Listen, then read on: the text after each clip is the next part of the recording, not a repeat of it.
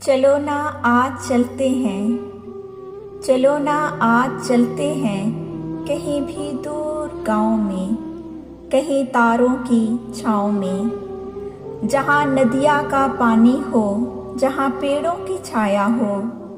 मुझे तन्हाई में जाना, मेरा बचपन मेरा आंगन मुझे आवाज़ देता है।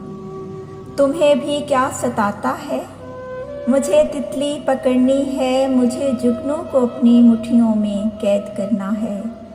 किताबों में मुझे फिर कासनी से फूल रखने हैं। चलो ना आज चलते हैं, चलो ना आज चलते हैं उफ़क़ के पार दुनिया में, जहाँ पर नीलगू पर्वत हो, बादल हों, हवाएं हों। मैं फिर बादल में खो जाऊं, सुनो तुम ढूंढना मुझको। तेरे पहलू में बैठूं, तुम मेरे शाने पे सर रखना। कोई भी धुन बजाना, लय में तुम, मैं साज छेड़ूंगी, कोई संगीत तुम कहना। मैं नग़मे गुनगुनाऊंगी कि इन खिलते नज़ारों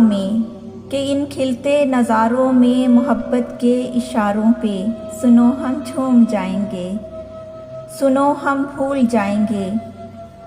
तो कुछ लम्हे हयाते जां के सारे गम नज़रअंदाज करके हम फिर भी देखेंगे, भुला के हम भी देखेंगे।